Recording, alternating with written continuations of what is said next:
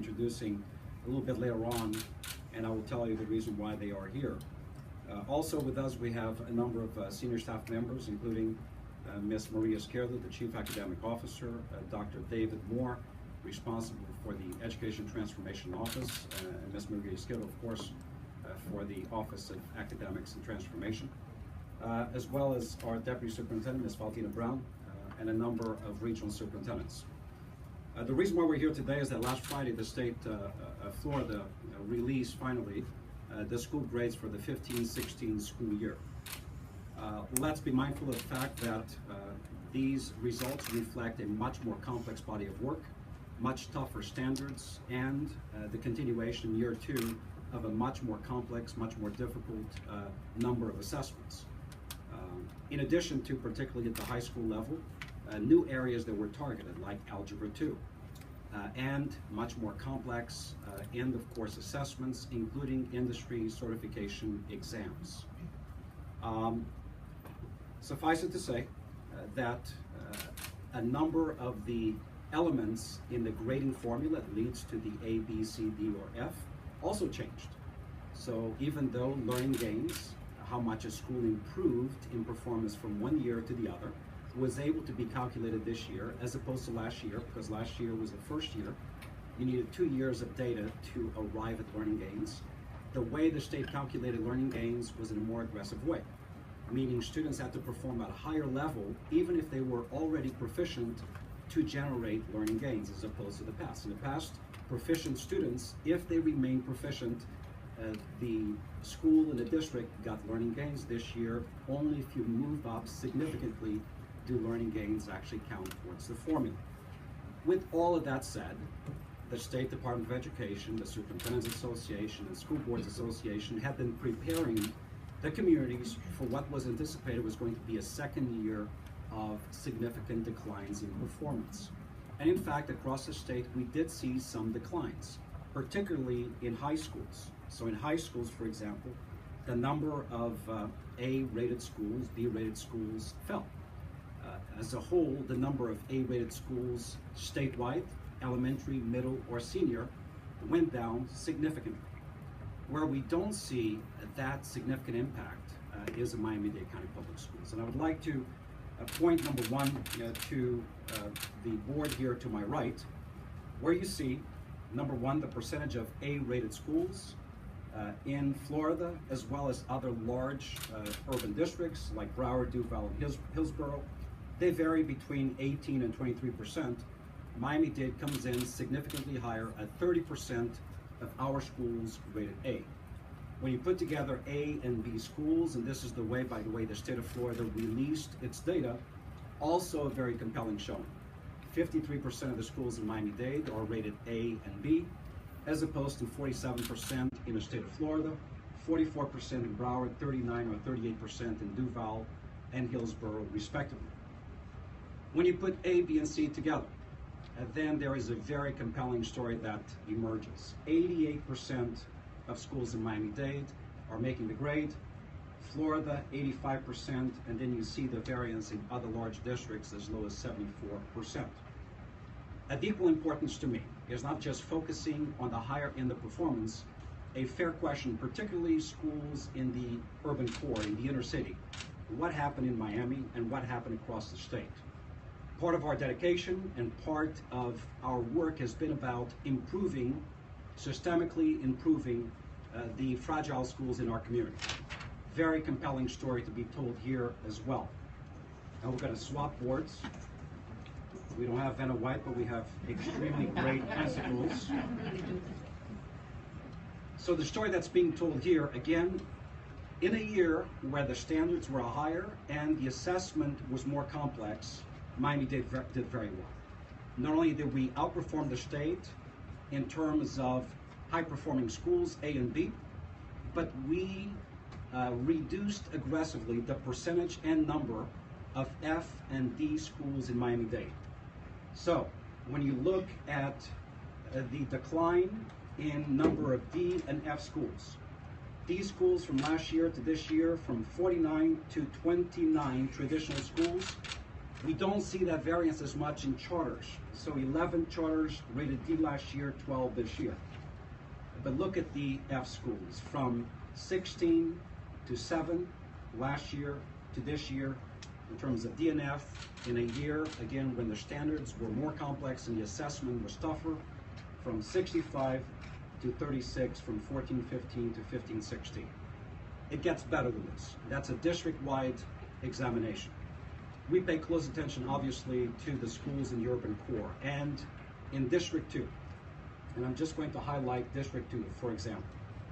This is one of the poorest districts. These are the same zip codes where violence is an all-time high, poverty, all-time high.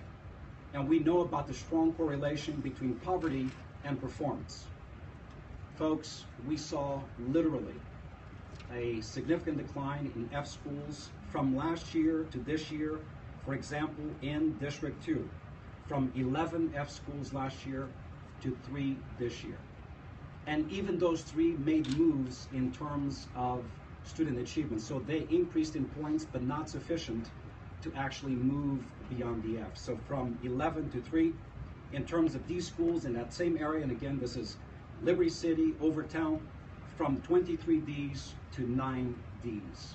I don't recall a time when we've seen, in light of the fact that the exam was a tougher exam, the standards were more complex, but where we saw the elimination, the aggressive reduction of low-performing, very fragile schools in one of the poorest, most diverse districts in the state. Let us not forget that the work here, trust me on this, is tougher than the work elsewhere. Few districts are as big as Miami-Dade. In fact, in the state of Florida, none is. But none is as poor and as diverse. None deals with the fact that we have 73,000 kids still learning English, but they had to sit for the exam and take it. And we saw significant gains posted by those students as well. So the worries that consumed a lot of educators' minds, board members' minds, superintendents and parents and teachers alike seem to have been dissipated. Yes, we saw a technical correction, much like the state, but a win this year was a lower correction than the state and other districts. We were able to demonstrate that. And most amazingly, again, higher percentage of A, B, C schools, and a significantly lower percentage of F and D rated schools. In fact, the last point that I will make is that as far as F schools, the state has 3% of its schools as F. Broward, Palm Beach, and other schools have about 4 to 5% of the schools as F rated. Miami-Dade hugs the bottom in terms of F schools with only 2% of its schools rated F. That's an improvement of 3% from last year, meaning 5% of our schools were rated F last year. Everything got tougher, but these schools moved out of the danger zone with only 2% of them as still F. Lastly, the state publishes every year the list of the lowest 300 schools on the basis of reading performance. Miami-Dade was able to exit 14 of those schools out of the lowest 300. These are the most fragile, highest poverty schools that we have in the district. How was this accomplished? Visionary leadership by the board, providing the district of support as much resources as possible to the most fragile schools. A concerted effort, collaboration between teachers, leaders, and support staff. Very targeted assistance, particularly under Ms. Izquierdo's shop and the Education Transformation Office, with the deployment of additional dollars, literacy coaches, as well as support systems to address the issues in these schools. But, as they say, leadership, leadership, leadership. And the leadership, the captains of our industry, are school principals. Equally important, fantastic, courageous, inspired, and inspirational teaching delivered by our teachers every single day. You put those elements together and you have a winning recipe. You have a magic sauce that works for schools right here in our community. Let me introduce you to some real standout leaders that delivered big in their schools alongside their faculties. And we selected these individuals because they literally catapulted. In some cases, they skipped 1 or 2 letter grades. And you'll see what I'm talking about. First, North Miami Elementary School. We have with us Miss Deborah Dubin, The school went from a C to a B, a 15% point increase. Again, in a year where everything got tougher, that's almost unimaginable. Norland Middle School, led by Mr. Ronald Redmond, a D to a C, a 5% point increase. Where's Ronald? There he is. Can't hide Ronald. Third, Jesse J. McCrary, Little River Elementary School. I don't have to tell you, one of the most fragile schools in the district, recent recipient of an investment through the Education Effect in partnership with FIU of over $1 million over a certain period of time to support this type of work. It was the right investment. This school went from an F to a C in one single year, an 11% point increase. This school is led by Maria Calvet-Cuba. Where are you, Maria? Right here. Then we have with us also Cynthia Hanna, leading Arcola Lake Elementary School. This school went from an F to a C with a 17-point increase. Where are you, Cynthia? There you are, with a pretty flower. Holmes Elementary. A lot of conversation about Liberty Square. This is the school closest to Liberty Square. In fact, the vast majority of children who live in Liberty Square housing attend Holmes Elementary. This is where miracles happen. This fantastic leader, Yvonne Perry, took this school from an F to a C, a 17% point improvement. Yvonne? Gwen Haynes, not only does she always look perfect, wearing the perfect hat, but this is a special school. Again, Shadow Lawn Elementary, on the crosshairs of everything that can go wrong, but a school where everything has gone right. Incredibly high poverty, incredibly high violence around the school and the neighborhood, incredible unemployment and underemployment, a lot of social disconnection, but under Ms. Gwen Harris' leadership and her fantastic teachers, this school went from being an F, one of the lowest performing schools in the district, to being a B. Then we have Gwen. Then we have Citrus Grove Middle School. Corey Rodriguez, here's a transformational principal, took that middle school from an F to a C, a 14% improvement. And Corey is right here. And last but not least, Mr. Gregory Beckford, the leader at Redland Middle School. If you think that the urban core is only close to downtown, you're wrong. Some of the schools in the South with high poverty, compounded by a higher percentage of homeless kids, as well as migrant children, who when they leave school, they go back to the migrant camps. Incredible challenge. And this young man took the school from an F to a C, a 12-point increase in one single year. And he is coordinating his flower to Miss Gwen Haynes. It does not happen without great leadership, and I think these individuals demonstrate the very best.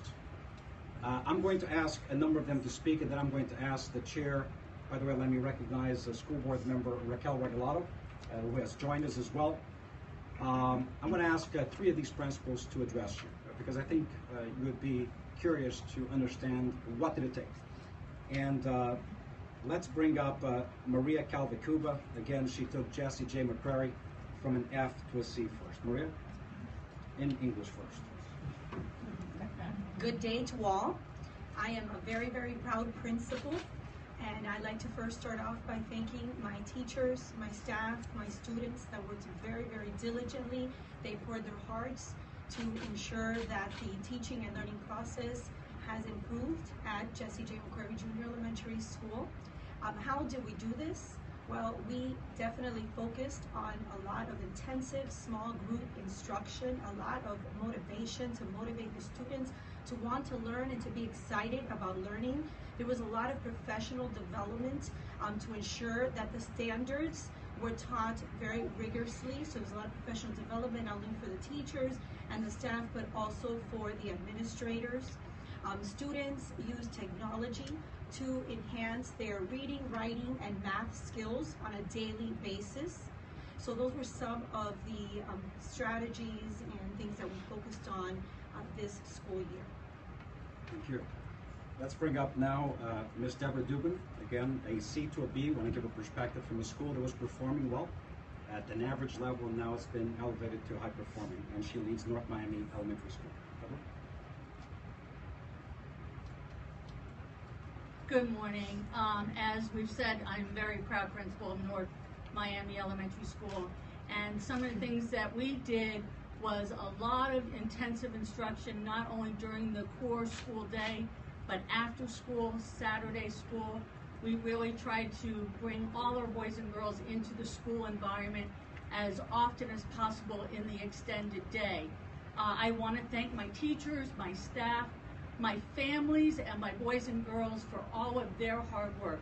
Without the teachers going to constant professional development, learning how to teach the standards in a more rigorous way, we would not be able to achieve what we have. And we have moved for every year for the last 4 years from an F to a D to a C to a B. So we've had some nice steady improvement. Thank you. And let's bring up now Ronald Redmond with Norland Middle School to speak a little bit about the evolution in a tough middle school. Ronald? Good morning, everyone.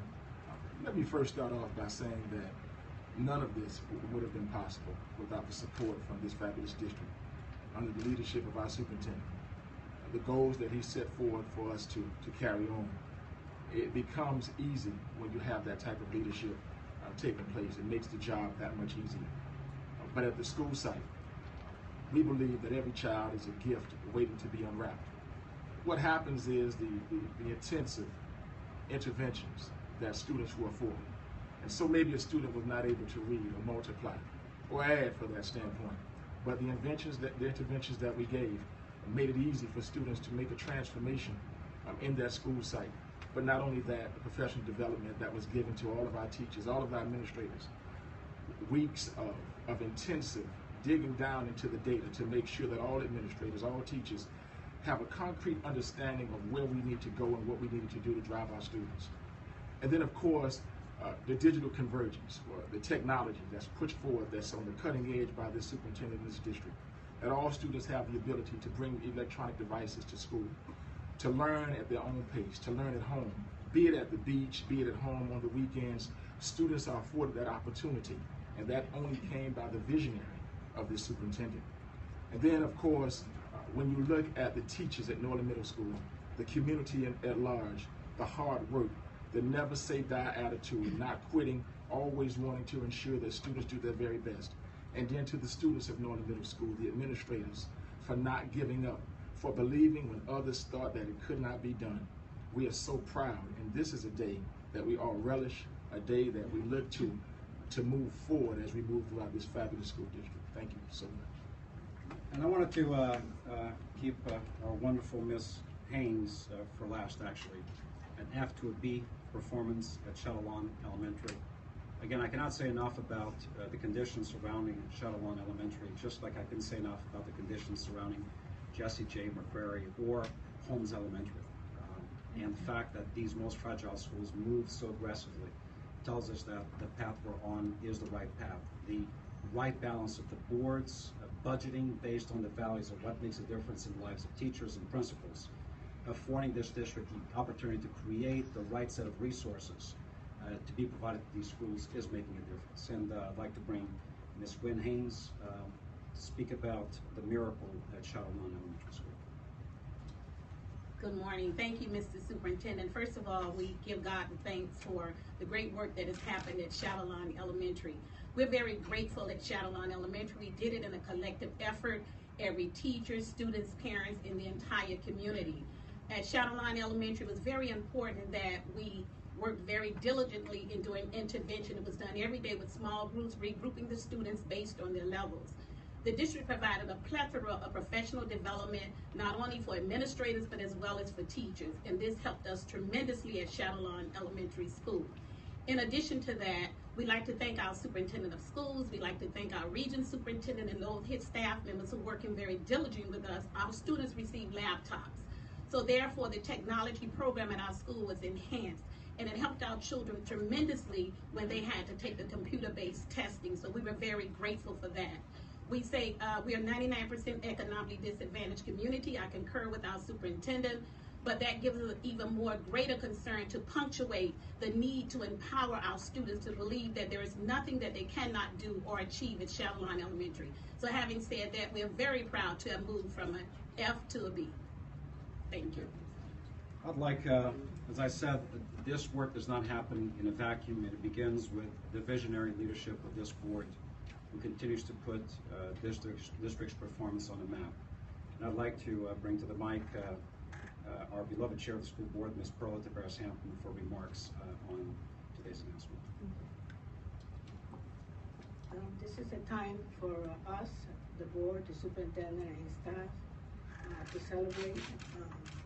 The new exams were tougher, stricter, and as he had well said, we did very well. I want to thank my board members, my fellow board members, who together, we work together.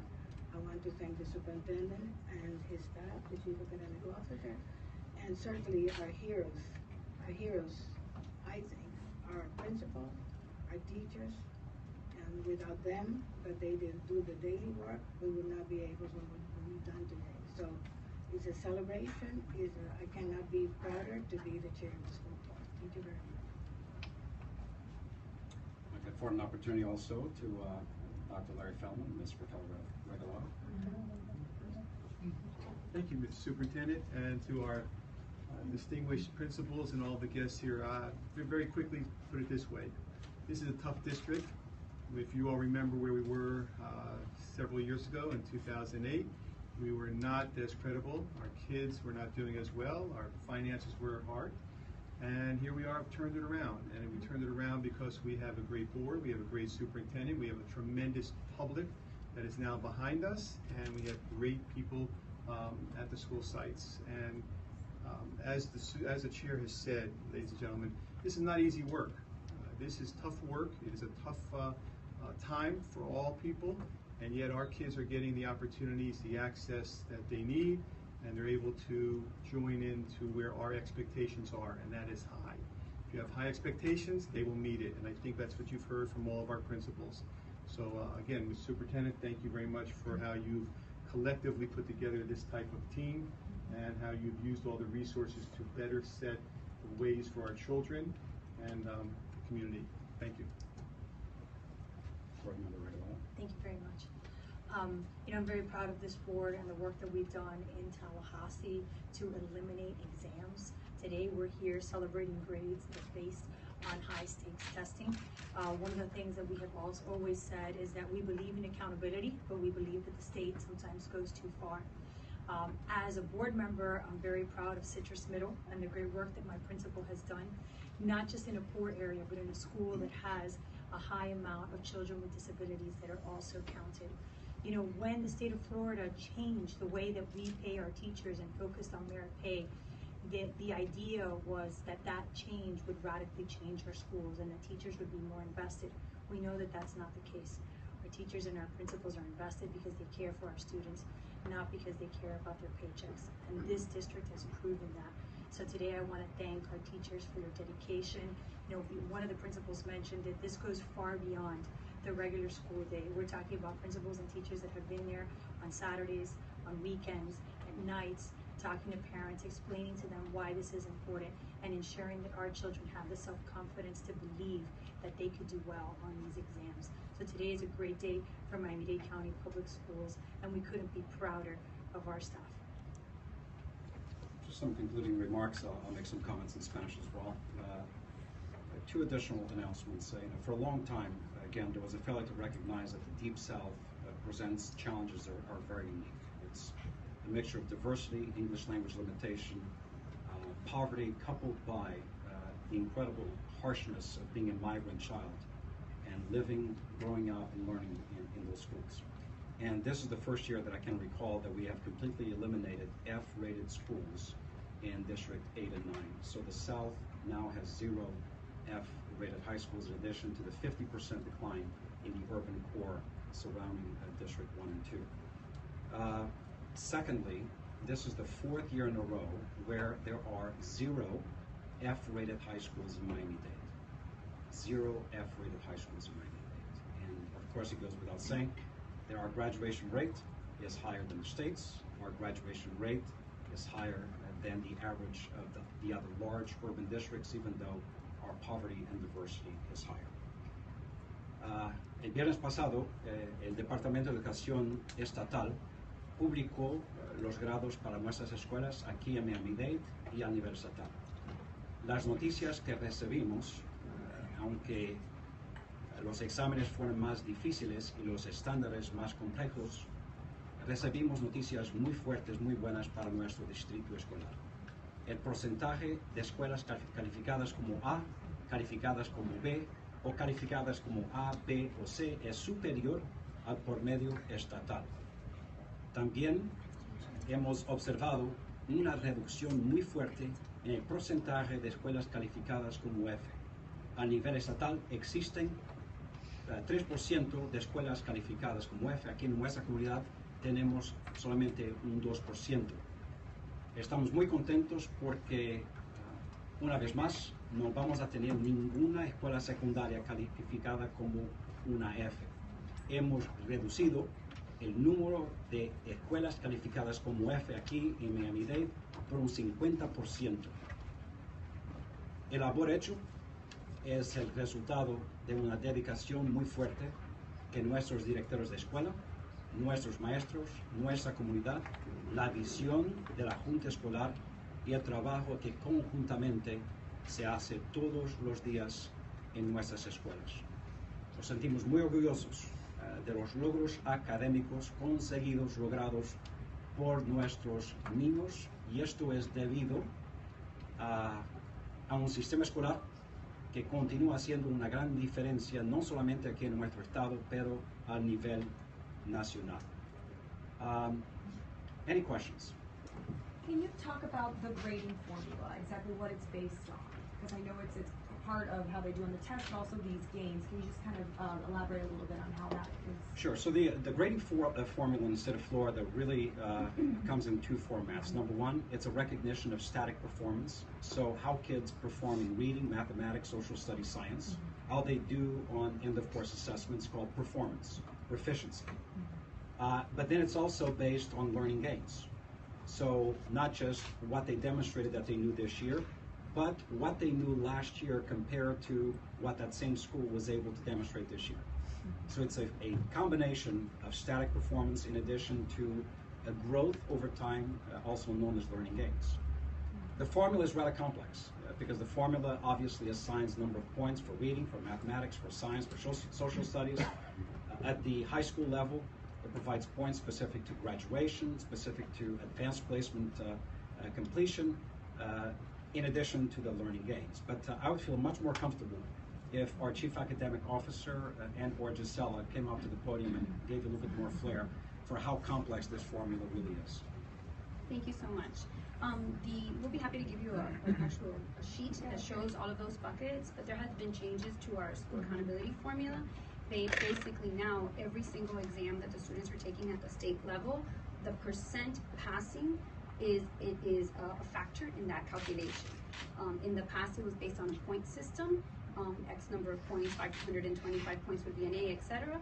And now it's percent passing. So these exams that are relatively new have additional weight that in the past may not have had as much weight. For instance, our industry certifications, which Mr. Carvalho mentioned.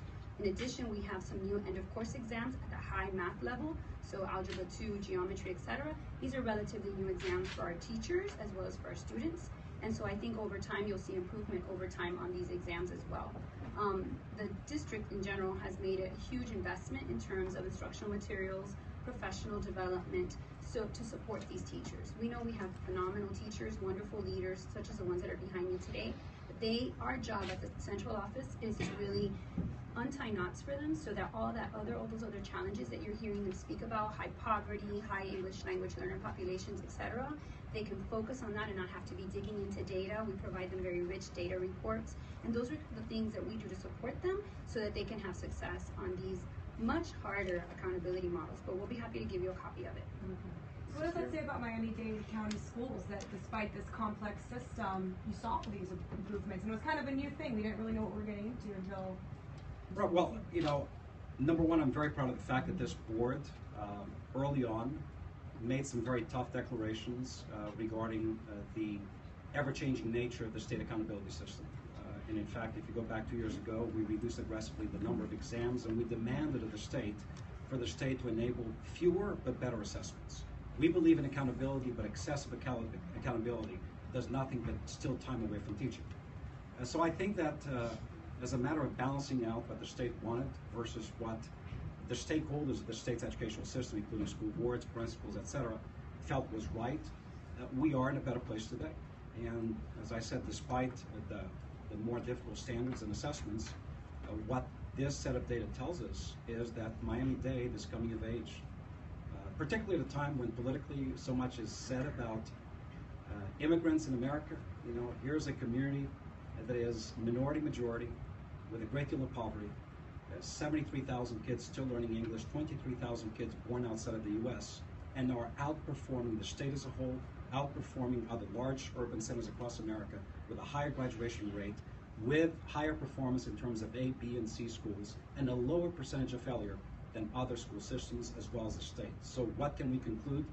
Right things are happening here at the hands of teachers, at the hands of principals, with a great board that is student-focused, and with the support of community, you know, the business community, the parent community. I think this is something that we can all rally around and champion for. When you talk about high schools specifically, for like the past year, you've been saying you expected grades to drop because of the change in accountability. So what do you say to parents of a school perhaps that was an A that went down to a C? What do you say to those parents? Fair question. Number one, that was our expectation. In fact, when the state released its data, the state said expect a technical correction to high schools. The State Board of Education has felt for a while that the percentage of A and B schools in the state, high schools in the state, was too high. So they changed the formula to, according to the state, create this necessary correction. I'm not going to say I agree with all of the changes that were brought forth.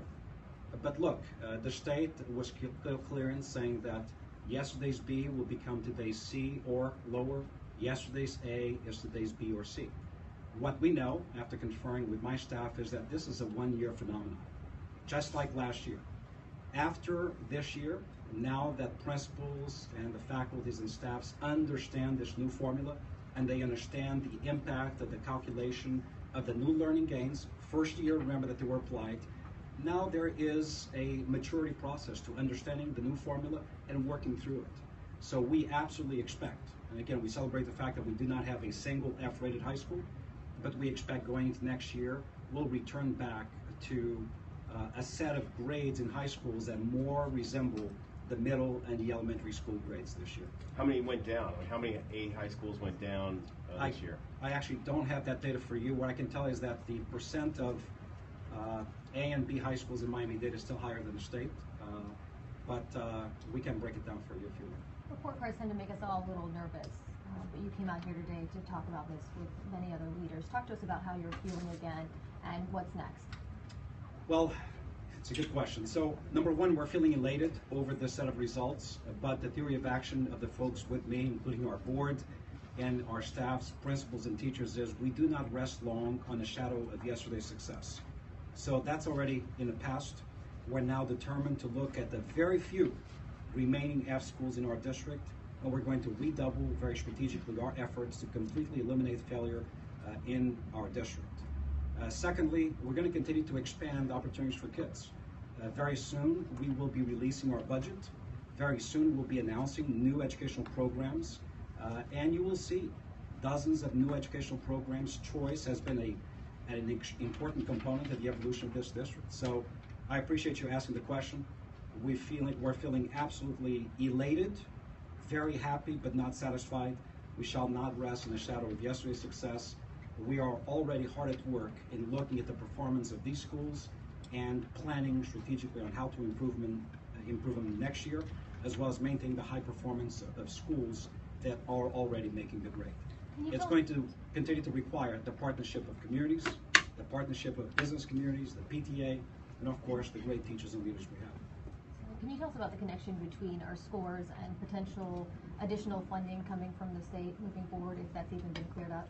So at this point, the only connection between performance and funding is specific to the school recognition program. So if a school maintains an A, or if the school improves from a B to an A, an F to a C, etc., the state will invest what's known as school performance, school recognition dollars. They are distributed based on a school-developed plan to teachers and the staffs of those schools. So based on this data, we do expect a significant amount of investment to be made to these schools. We're not at a point where there is true school performance funding. So the performance of schools right now does not dictate how much each kid in Miami-Dade or across the state gets included funding. I would love to, the Shadow Lawn Elementary principal, I'd love to ask you, what was your reaction when you saw the improvement from the F to the B? Because I'm sure that was a really exciting moment. She screamed. What your reaction was when you saw the result? We were extremely elated to have moved from an F to a B. It took a lot of hard work. And one of the key factors that helped us was the ongoing progress monitoring of our school, where each time you give an assessment, you're looking at every student, every group of students, seeing where their strengths are, where their weak areas were, and then we worked in those particular areas, giving them various resources and materials, and having such outstanding math and science, not science, but math and reading coaches that were able to build capacity. It was awesome. So we're very elated. Thank you. Anything else? All right, thank you very much again. I want to leave you with this. We expected the worst, but we came out actually on top. At a time when there was a rapid slide, a rapid decline in performance, Miami-Dade, particularly in the lowest performing, most fragile schools, made huge improvements, the likes of which it's really not common to see. For anyone who believes that the impossible cannot become inevitable, well, we just proved them wrong right here in Miami-Dade. Thank you so much.